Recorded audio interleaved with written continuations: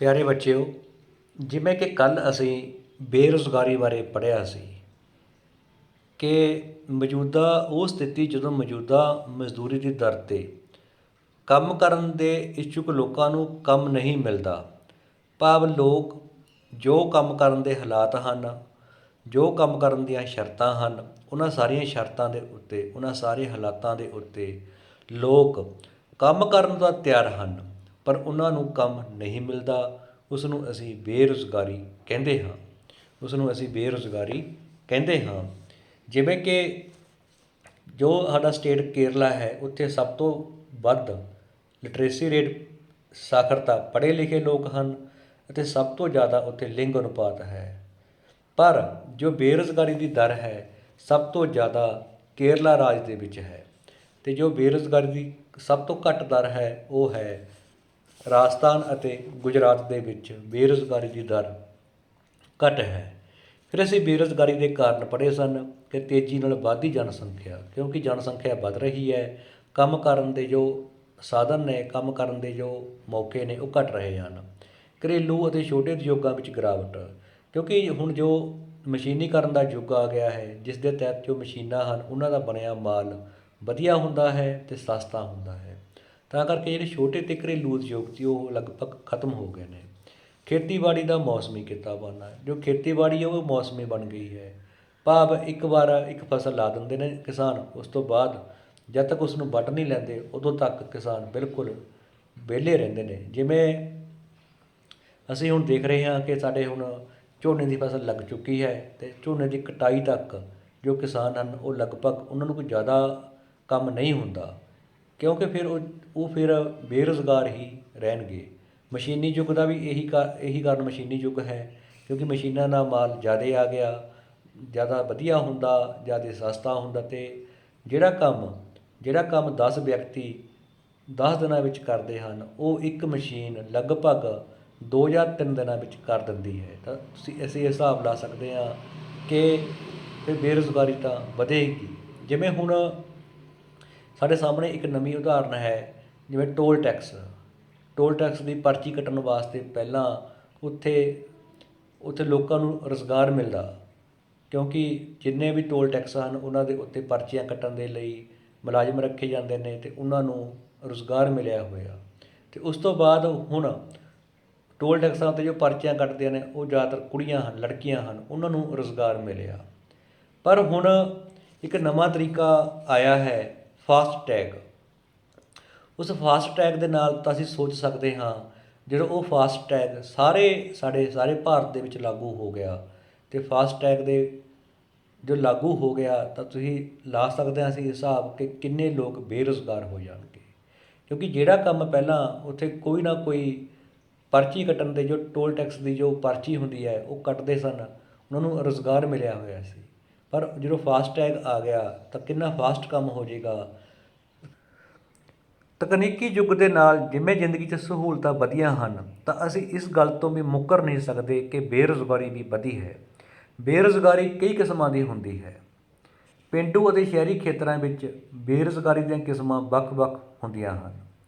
ਜਿਵੇਂ ਕਿ ਮੌਸਮੀ ਬੇਰੁਜ਼ਗਾਰੀ, ਜਦੋਂ ਲੋਕਾਂ ਨੂੰ ਸਾਲ ਵਿੱਚ ਕੁਝ ਮਹੀਨੇ ਕੰਮ ਮਿਲਦਾ ਹੈ ਅਤੇ ਬਾਕੀ ਮਹੀਨਿਆਂ ਵਿੱਚ ਉਹ ਬੇਰੁਜ਼ਗਾਰ ਰਹਿੰਦੇ ਹਨ, ਤਾਂ ਉਸ ਨੂੰ ਅਸੀਂ ਮੌਸਮੀ ਬੇਰੁਜ਼ਗਾਰੀ ਕਹਿੰਦੇ ਹਾਂ। ਖੇਤੀਬਾੜੀ ਖੇਤਰ ਵਿੱਚ ਲੋਕ ਬਿਜਾਈ ਅਤੇ ਕਟਾਈ ਦੇ ਸਮੇਂ ਦੇ ਦੌਰਾਨ ਰੁਜ਼ਗਾਰ ਵਿੱਚ ਰੁੱਝੇ ਰਹਿੰਦੇ ਹਨ, ਪਰੰਤੂ ਇਸ ਤੋਂ ਬਾਅਦ ਲਗਭਗ 5 ਤੋਂ 7 ਮਹੀਨਿਆਂ ਤੱਕ ਉਹ ਬੇਰੁਜ਼ਗਾਰ ਹੁੰਦੇ ਹਨ।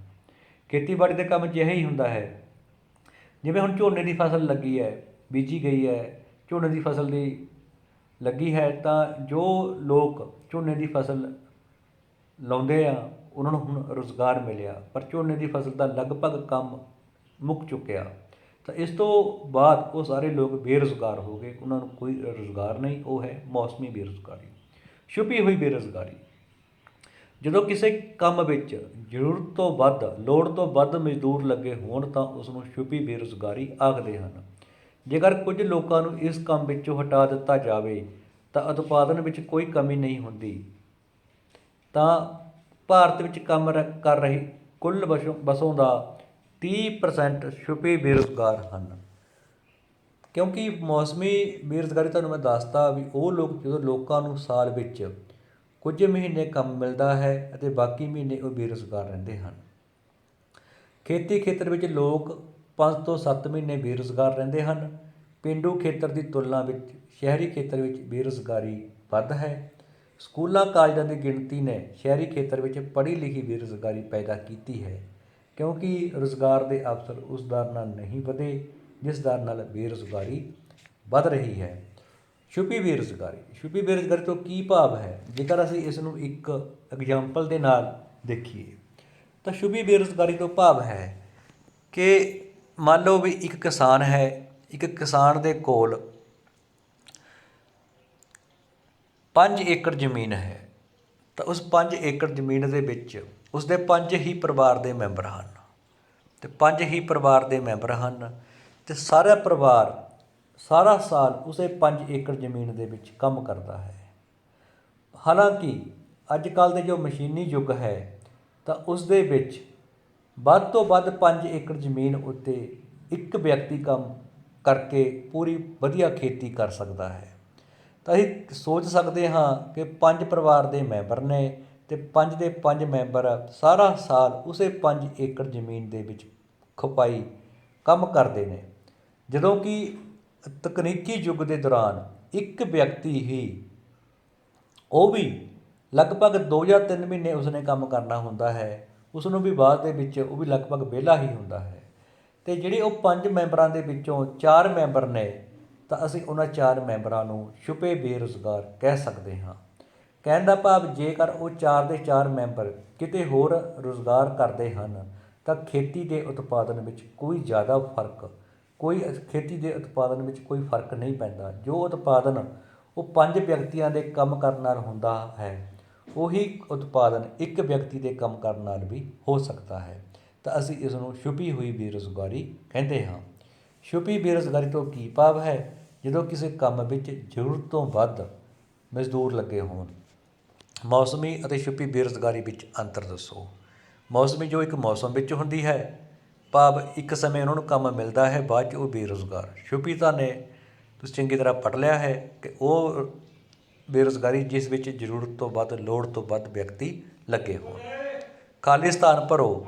ਭਾਰਤ ਵਿੱਚ ਕੰਮ ਕਰ ਰਹੀ ਕੁੱਲ ਵਸੋਂ ਦਾ 30% ਛੁਪੇ ਬੇਰੁਜ਼ਗਾਰ ਹਨ।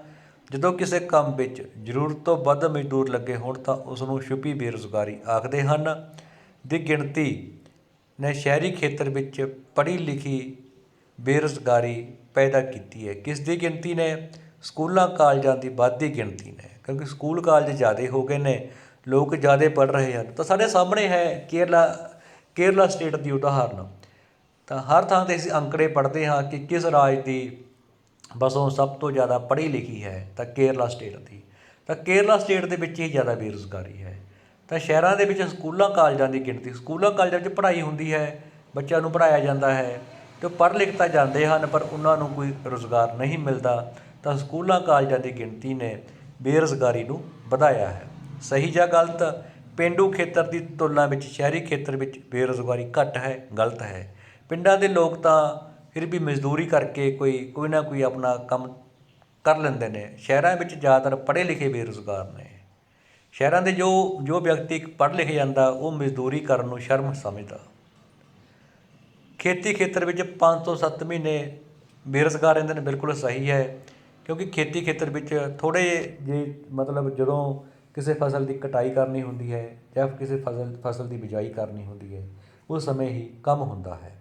ਇਸ ਤਰ੍ਹਾਂ ਅਸੀਂ ਨੇ ਬੇਰੁਜ਼ਗਾਰੀ ਬਾਰੇ ਪੜ੍ਹਿਆ। ਇਸ ਦੇ ਕੁਐਸਚਨ ਆਨਸਰ ਅੰਗਰੇਜ਼ੀ ਅਤੇ ਪੰਜਾਬੀ ਦੋਹਾਂ ਹੀ ਮਾਧਿਅਮਾਂ ਵਿੱਚ ਕੀਤੇ ਹੋਏ ਹਨ ਤਾਂ ਜੋ ਵਿਦਿਆਰਥੀ ਆਪਣਾ ਕੰਮ ਕਰ ਸਕਣ। ਅਤੇ ਇੱਥੇ ਲਿਖਿਆ ਹੋਇਆ ਸੇਮ ਫਸਟ ਕੁਐਸਚਨ, ਜੋ seasonal unemployment means when people find jobs during some months and during remaining months they are in unemployment, ਭਾਵ ਉਹਨਾਂ ਨੂੰ ਕੁਝ ਸਮੇਂ ਵਾਸਤੇ ਰੁਜ਼ਗਾਰ ਮਿਲਦਾ ਫਿਰ ਉਹ ਬੇਰੁਜ਼ਗਾਰ। ਇਹ ਤਾਂ ਹੋ ਗਈ ਮੌਸਮੀ। ਜੋ ਸਾਡੀ ਛੁਪੀ ਬੇਰੁਜ਼ਗਾਰੀ ਹੈ ਬਿਲਕੁਲ ਉੱਪਰ ਲਿਖਿਆ ਹੋਏਗਾ disguised unemployment means more number of people. ਇਹ ਤੁਸੀਂ ਲਿਖ ਸਕਦੇ, ਇਹੀ ਲਿਖਣਾ ਹੈ, ਬਿਲਕੁਲ ਸੇਮ ਹੈ। ਅਤੇ ਮੈਂ ਉਮੀਦ ਕਰਦਾ ਕਿ ਤੁਹਾਨੂੰ ਵੀਡੀਓ ਵਧੀਆ ਲੱਗੀ ਹੋਵੇਗੀ। ਧੰਨਵਾਦ।